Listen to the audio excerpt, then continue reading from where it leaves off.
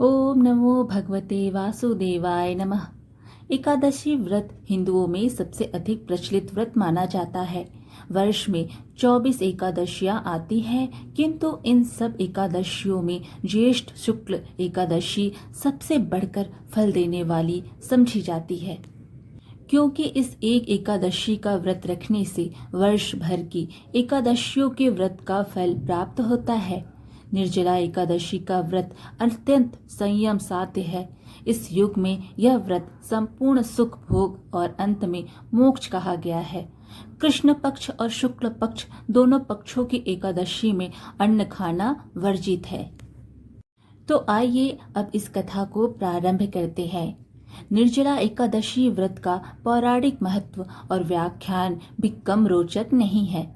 जब सर्वज्ञ वेद व्यास ने पांडवों को चारों पुरुषार्थ धर्म अर्थ काम और मोक्ष देने वाले एकादशी व्रत का संकल्प कराया था, तब युधिष्ठिर ने कहा, जनार्दन, ज्येष्ठ मास के शुक्ल पक्ष में जो एकादशी पड़ती है, कृपया उसका वर्णन कीजिए। भगवान श्री कृष्ण ने कहा, हे राजन, इसका वर्णन परम धर्मात्मा सत्यवती नंदन व्यास जी करेंगे, क्योंकि ये संपूर्ण शास्त्रों के तत्वज्ञ और वेद वेदांगों के पारंगत विद्वान है। तब व्यास जी कहने लगे, कृष्ण पक्ष और शुक्ल पक्ष दोनों पक्षों की एकादशी में अन्न खाना वर्जित है।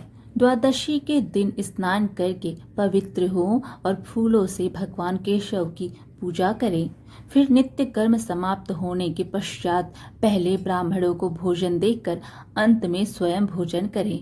यह सुनकर भीमसेन बोले, परम बुद्धिमान पितामह, मेरी उत्तम बात सुनिए। राजा युधिष्ठिर, माता कुंती, द्रौपदी, अर्जुन, नकुल और सहदेव ये एकादशी को कभी भोजन नहीं करते तथा मुझसे भी हमेशा यही कहते हैं कि भीमसेन, एकादशी को तुम भी ना खाया करो। परंतु मैं उन लोगों से यही कहता हूँ कि मुझसे भूख नहीं सही जाएगी। भीमसेन की बात सुनकर व्यास जी ने कहा, यदि तुम नरक को दूषित समझते हो और तुम्हें स्वर्गलोक की प्राप्ति अभीष्ट है, तो दोनों पक्षों की एकादशियों के दिन भोजन नहीं करना चाहिए। भीमसेन बोले, महाबुद्धिमान पितामह, मैं आपके सामने सच कहता हूँ, मुझसे एक बार भोजन करके भी व्रत नहीं किया जा सकता, तो फिर उपवास करके मैं कैसे रह सकता हूँ। मेरे उदर में व्रत नामक अग्नि सदा प्रज्वलित रहती है, अतः जब मैं बहुत अधिक खाता हूँ तभी यह शांत होती है। इसलिए महामुनि, मैं पूरे वर्ष भर में केवल एक ही उपवास कर सकता हूँ, जिससे स्वर्ग की प्राप्ति सुलभ हो तथा जिसके करने से मैं कल्याण का भागी हो सकूं। ऐसा कोई एक व्रत निश्चय करके बताइए, मैं उसका यथोचित रूप से पालन करूंगा।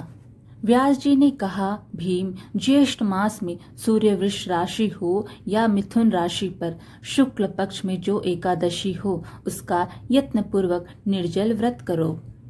केवल कुल्ला या आचमन करने के लिए मुख में जल डाल सकते हो, उसको छोड़कर किसी प्रकार का जल विद्वान पुरुष मुख में ना डालें, अन्यथा व्रत भंग हो जाता है। एकादशी को सूर्योदय से लेकर दूसरे दिन के सूर्योदय तक मनुष्य जल का त्याग करे तो यह व्रत पूर्ण होता है। तदंतर द्वादशी को प्रातः काल में स्नान करके ब्राह्मणों को विधि पूर्वक जल और स्वर्ण का दान करे। इस प्रकार सब कार्य पूरा करके जितेंद्रिय पुरुष ब्राह्मणों के साथ भोजन करे। वर्ष भर में जितनी एकादशियां होती हैं, उन सब का फल निर्जला एकादशी के पालन मात्र से मनुष्य प्राप्त कर लेता है। इसमें तनिक भी कोई संदेह नहीं है। शंख, चक्र और गदा धारण करने वाले भगवान केशव ने मुझसे कहा था कि यदि मानव सबको छोड़कर एकमात्र मेरी शरण में आ जाए और एकादशी को निराहार रहे, वह सब पापों से छूट जाता है। एकादशी व्रत करने वाले पुरुष के पास विशाल काय, विकराल आकृति और काले रंग वाले दंड पाशधारी भयंकर यमदूत नहीं जाते। अंतकाल में पीताम्बरधारी, सौम्य स्वभाव वाले, हाथ में सुदर्शन धारण करने वाले और मन के समान वेगशाली विष्णु दूत आखिर इस वैष्णव पुरुष को भगवान विष्णु के धाम में ले जाते हैं। अतः निर्जला एकादशी को पूर्ण यत्न करके उपवास और श्री हरि का पूजन करो। स्त्री हो या पुरुष, यदि उसमें मेरु पर्वत के बराबर भी महान पाप किया हो तो वह सब इस एकादशी व्रत के प्रभाव से भस्म हो जाता है। जो मनुष्य उस दिन जल के नियम का पालन करता है वह पुण्य का भागी होता है। उसे एक एक प्रहर में कोटि कोटि स्वर्ण मुद्रा दान करने का फल प्राप्त होता सुना गया है। मनुष्य निर्जला एकादशी के दिन स्नान, दान, जप, होम आदि जो कुछ भी करता है वह सब अक्षय होता है। यह भगवान श्री कृष्ण का कथन है। निर्जला एकादशी को विधि पूर्वक उत्तम रीति से उपवास करके मानव वैष्णव पद को प्राप्त कर लेता है। जो मनुष्य एकादशी के दिन अन्न खाता है वह पाप का भोजन करता है। इस लोक में वह चांडाल के समान है और मरने पर दुर्गति को प्राप्त होता है। जो ज्येष्ठ के शुक्ल पक्ष में एकादशी को उपवास करके दान करेंगे वे परम पद को प्राप्त होंगे। जिन्होंने एकादशी को उपवास किया है वे ब्रह्म हत्यारे, शराबी, चोर तथा गुरुद्रोही होने पर भी सब पातकों से मुक्त हो जाते हैं। कुंती नंदन, निर्जला एकादशी के दिन श्रद्धालु स्त्री पुरुषों के लिए जो विशेष दान और कर्तव्य विहित है उन्हें सुनो। उस दिन जल में शयन करने वाले भगवान विष्णु का पूजन और जलमयी धेनु का दान करना चाहिए, अथवा प्रत्यक्ष धेनु या घृतमयी धेनु का दान उचित है। पर्याप्त दक्षिणा और भांति भांति के मिष्ठानों द्वारा यत्न पूर्वक ब्राह्मणों को संतुष्ट करना चाहिए। ऐसा करने से ब्राह्मण अवश्य संतुष्ट होते हैं और उनके संतुष्ट होने पर श्री हरि मोक्ष प्रदान करते हैं। जिन्होंने श्रम, दम और दान में प्रवृत्त हो श्री हरि की पूजा और रात्रि में जागरण करते हुए इस निर्जला एकादशी का व्रत किया है, उन्होंने अपने साथ ही बीती हुई 100 पीढ़ियों को और आने वाले 100 पीढ़ियों को भगवान वासुदेव के परम धाम में पहुंचा दिया है। निर्जला एकादशी के दिन अन्न, वस्त्र, गौ, जल, शैया, सुंदर आसन, कमंडलू तथा छाता दान करने चाहिए। जो श्रेष्ठ तथा सुपात्र ब्राह्मण को जूता दान करता है वह सोने के विमान पर बैठकर स्वर्गलोक में प्रतिष्ठित होता है। जो इस एकादशी की महिमा को भक्ति पूर्वक सुनता अथवा उसका वर्णन करता है वह स्वर्गलोक में जाता है। चतुर्दशी युक्त अमावस्या को सूर्य ग्रहण के समय श्राद्ध करके मनुष्य जिस फल को प्राप्त करता है वही फल इसके श्रवण से भी प्राप्त होता है। पहले दंत धावन करके यह नियम लेना चाहिए कि मैं भगवान केशव की प्रसन्नता के लिए एकादशी को निराहार रहकर आचमन के सिवा दूसरे जल का भी त्याग करूंगा।